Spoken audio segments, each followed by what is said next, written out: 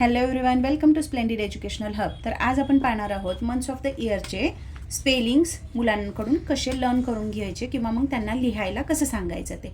तर प्रत्येक वर्डमध्ये आपण पाहिलेलं आहे मागच्याच व्हिडिओमध्ये की प्रत्येक वर्डला आपण काही सिलॅबलमध्ये डिवाईड करतो. तर जानेवारी आपण म्हणताना जानेवारी, फेब्रुवारी, मार्च, वरी वरी वरी असं म्हणतो, पण ॲक्च्युअलमध्ये ते वरी असतं का? नसतं. ते काय असतं? अरी असतं.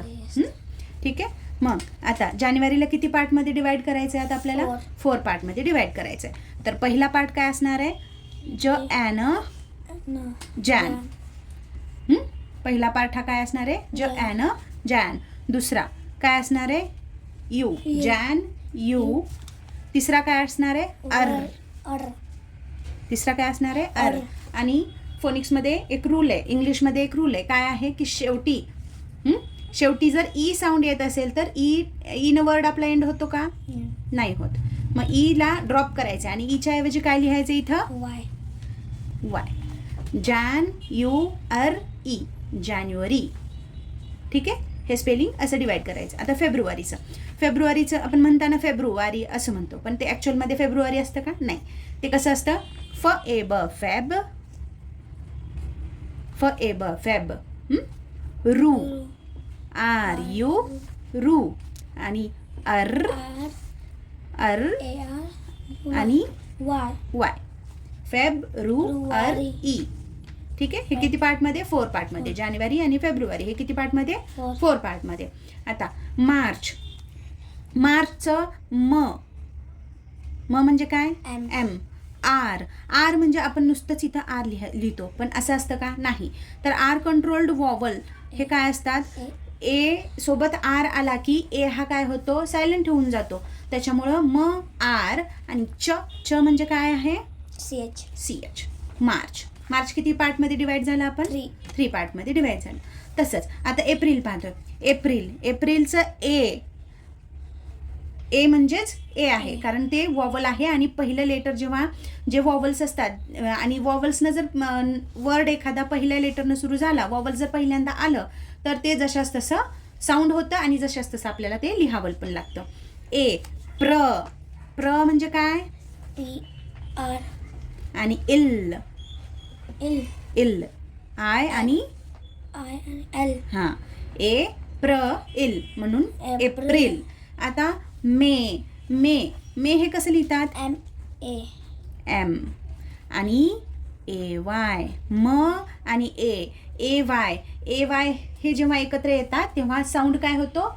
ए हा साऊंड होतो, कारण वाय हा कधी कधी वॉवलचा साऊंड तयार करतो. ठीक आहे.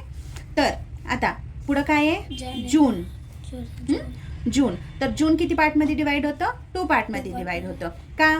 कारण हे मॅजिकल ई लावलेलं आहे. मॅजिकल ई जेव्हा केव्हा पण येतं तेव्हा मॅजिकल ईचा रूल काय आहे की तो पहिला वॉवल जो काही आहे, मॅजिकल ईमध्ये काय रूल आहे? जेव्हा 2 वॉवल्सच्या मध्ये एकच कॉन्सनंट येतो तेव्हा ई हे काय करतं? सायलेंट होतं आणि पहिल्या वॉवलचं काय करायला लावतं? नाव घ्यायला लागतं. कशामधलं? ABCD मधलं. म्हणून 2 पार्टमध्ये डिवाइड होतं. इथं रूल कुठला लागतो? मॅजिकल ईचा. JU जू आणि न आपण म्हणतो आणि ई हा आपला काय असतो? नाही, ई हा काय असतो? सायलेंट असतो. बरोबर. तसंच सेम टू सेम आता जुलै.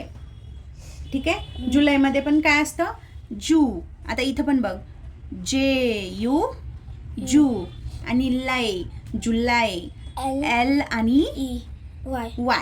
ई आहे, पण इथं कधी कधी वाय हा काय करतो? वॉवलचं काम करतो, म्हणून आपण जुलै म्हणताना जुलै म्हणतो, पण लिहिताना काय लिहावं लागतं आपल्याला? आय सोडून वाय लिहावं लागतं.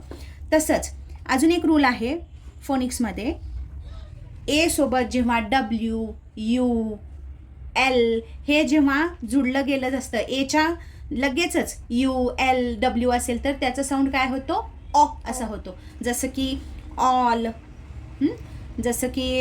परत JAW जॉ म्हणजे आपली ही हनुवटी, त्याला काय म्हणतो आपण? जॉ म्हणतो. जेव्हा हे असे वर्ड येतात ए सोबत लगेच WL असेल तेव्हा एचा साऊंड हे न होता काय होतो? ऑ असा होतो.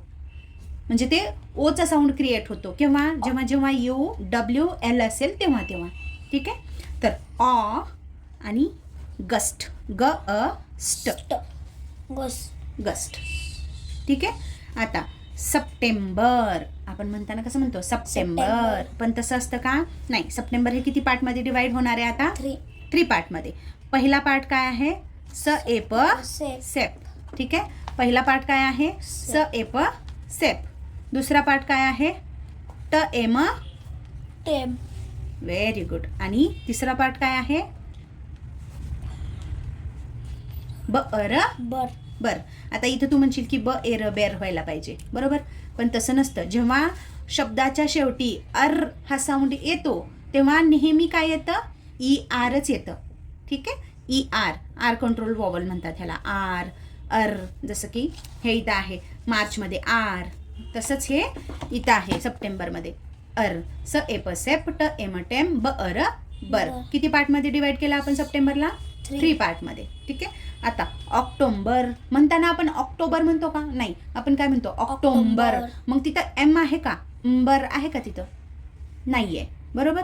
मग इथं ऑक्टोबर हे किती पार्टमध्ये डिवाइड होतं? 3 पार्टमध्ये. पहिला पार्ट काय असायला पाहिजे? ऑक, बरोबर. दुसरा पार्ट काय असायला पाहिजे? ट आणि ओ, बरोबर. हा काय होतो? ऑक्टो. हां, ऑक्टो. आणि तिसरा पार्ट काय व्हायला पाहिजे? ब अर बर. ठीक आहे. आता नंतर ना काय आहे? September, November. ठीक आहे. नोव्हेंबर किती पार्टमध्ये होतं? 3 पार्टमध्ये.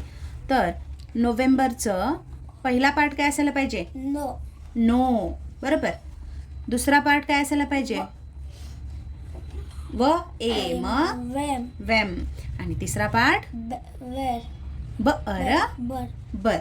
ठीक आहे. तसंच डिसेंबरचं कसं असायला पाहिजे? डी, डी ई ड ई डी. ठीक आहे. डी.